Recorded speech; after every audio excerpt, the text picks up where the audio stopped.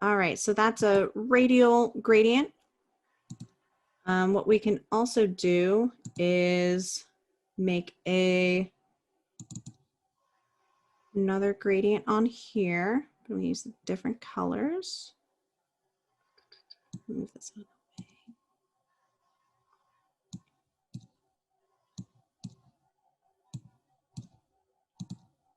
There we go.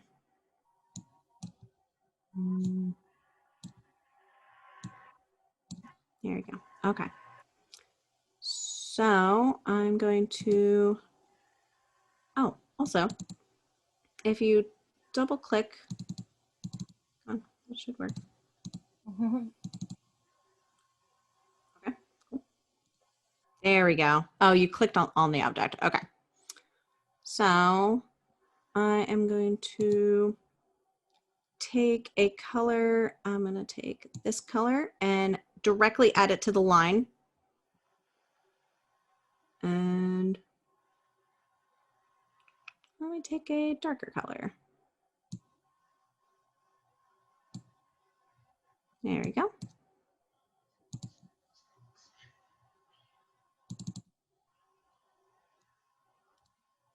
See, it's a little fuzzy.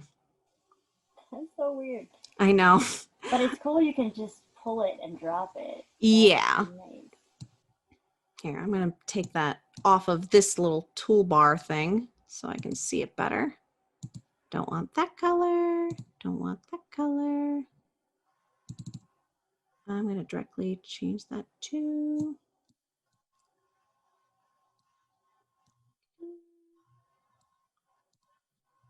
that color. Okay. There we go. So you can use the radial tool. Oh, and this little center bottom should, too close. And you can move it around however you want. Oh, and these little outside tubes. And I think you can shift click. No, you can't. There we go. I'm gonna make it much bigger. And I'll do the same to that, double click. Make it radial. I'll move this over here. There we go. And you got some shadows.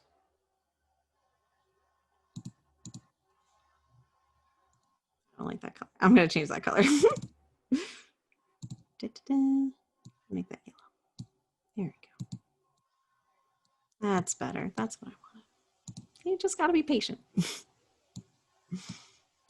And your trees got swallowed up in the mountain. Yeah. That one. Oh, okay. That one changed. Okay. If you want to select something in a group, like just one object, you can hit A or the direct selection tool. And you can just click that object and change it to back to the color. I don't remember which I had. That one. Or if you can't find the color, but you have it on the artboard, here is the eyedropper tool, and you can pick up the color that you already have on the artboard if it becomes an issue. Okay. And then you have to hit direct selection tool to grab everything in the group. And I'm going to make those lighter. Yeah, so we can see which layer they're on. There you go. Okay, and then I'm going to use another rectangle. It really doesn't like zoom. Okay. And I would have to go to, where is layers? Where did you put it? There we go.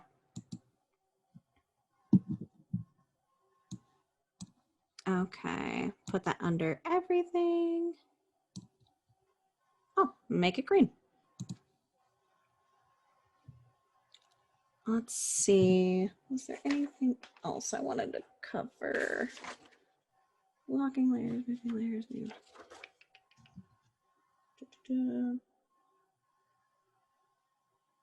Oh, I can show you. Let's see. Which you can do a gradient on that, but not necessary. Okay. So there's another thing you can do with shapes, which I'm going to ungroup those. And I'm going to make this tree a little fancy.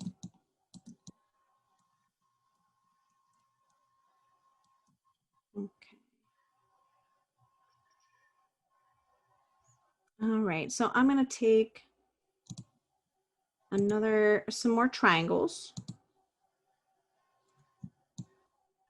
I'm going to make this a color, fancy color, doesn't matter.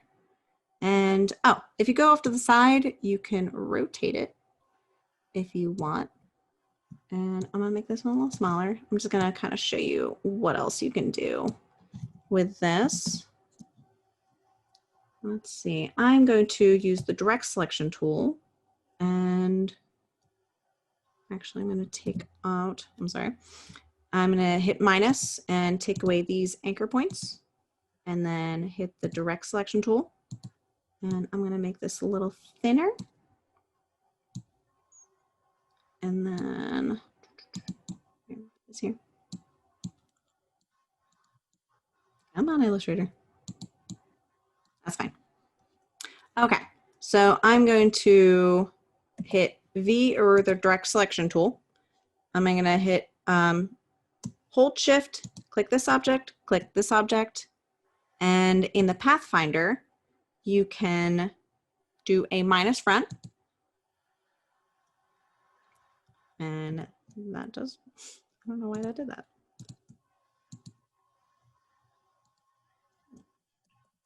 Oh, maybe it's because it's grouped.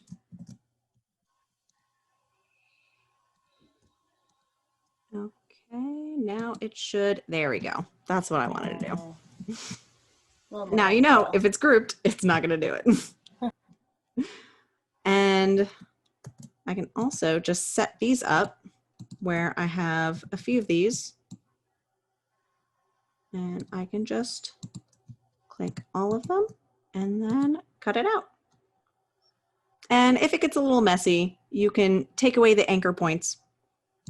And there's a few of these, a few different options you can do with cutting the shapes, cutting shapes on shapes to make pretty much whatever you want, actually.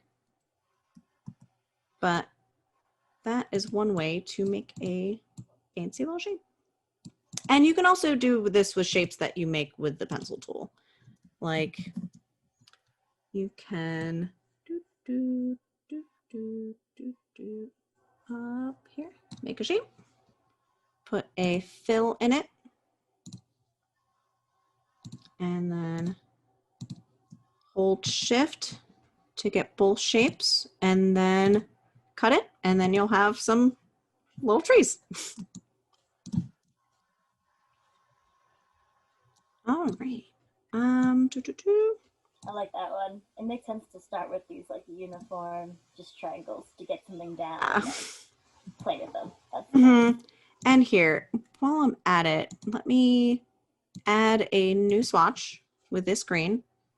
I'm going to put it as a spot color and kind of show you what I was talking about with those spot colors. So I'm going to take the back trees and I'm going to hit the spot color. And it would be in color. You can, it's making it different degrees of that color, so that you can have different layers with different amounts of the spot color. And generally,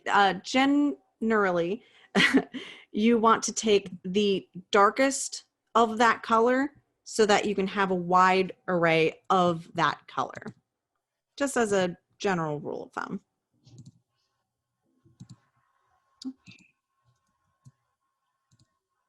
So I'm gonna take that color and I'm gonna make it, well, just a little less. There we go.